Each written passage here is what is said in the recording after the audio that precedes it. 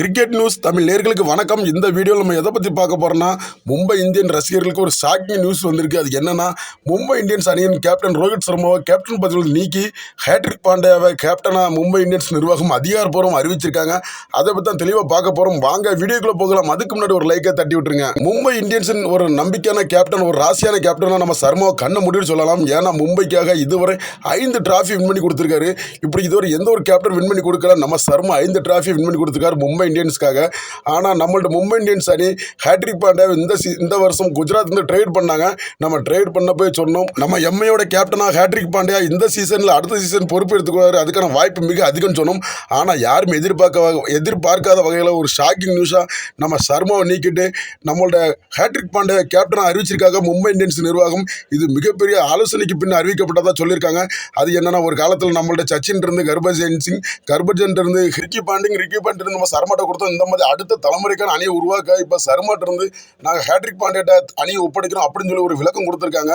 இது யாராலுமே ஏற்றுக்கொள்ள முடியாது. ஏன்னா சர்மா ஒரு மேஜிக் பேட்ஸ்மேன் சொல்லலாம், ஒரு ஹிட்மேன். அவர் நினச்சா எப்பேற்பட்ட அணியும் நிலகுலைய வைப்பார். அந்தளவுக்கு திறமை உள்ள டேலண்ட் உள்ள பேட்ஸ்மேனை ஒரு ராசியான கேப்டன் நீக்கிட்டு நம்ம ஹேட்ரிக் பாண்டியா கொண்டு வந்ததை என்னால் நினச்சி கூட பார்க்கப்படுற ஒரு அதிர்ச்சியான நியூஸ்னே சொல்லலாம்.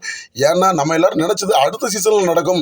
இந்த சீசனில் சர்மா தான் கேப்டனாக மும்பை இந்தியன்ஸ் அணியை வழி நடத்துவார், அடுத்த சீசனில் ஹேட்ரிக் பாண்டியா ஒப்படைப்பார்னு எதிர்பார்த்தோம். ஆனால் யாருமே நினச்சி பார்க்காத வகையில் மாற்றிருக்காங்க.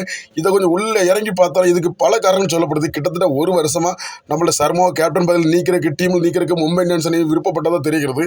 ஏன்னா கடந்த 2 வருடமாக நம்ம சர்மாவோட பேட்டிங் சராசரி சரியில்லை. மேட்சுக்கு 20-15 தான் அவரோட சராசரி இருக்கு.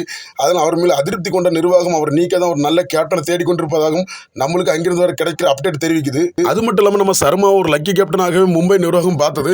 நம்ம சர்மா கடைசியாக மும்பை இந்தியன்ஸுக்கு 2020 டிராஃபி வின் பண்ணி கொடுத்தாரு. அதன் பின் 3 வருடங்களாக மும்பை இந்தியன்ஸ் அணியால் டிராஃபியை தொட முடியல. அதனால் அவர் மேலே அதிருப்தி தான் மும்பை இந்தியன்ஸ் அணி நிர்வாகம் நம்ம சர்மா நீக்கிட்டு கடந்த 2 சீசனாக ஃபைனலுக்கு முன்னேறிய குஜராத் அணியின் கேப்டன் நம்மளை ஹேட்ரிக் பாண்டியாவை மும்பை இந்தியன்ஸ் அணியை கேப்டனாக நியமிச்சிருக்காங்க. இது இந்த 2024 டிராஃபி எங்களுக்கு தான் அப்படின்னு சொல்லி மாற தட்டி விட்டு காலர் தூக்கி விட்டு சுற்றுறாங்க மும்பை இந்தியன்ஸ் அணி ரசிகர்கள். ஃப்ரெண்ட்ஸ், இதை பற்றி உங்கள்ட்ட கருத்துக்கள் என்ன?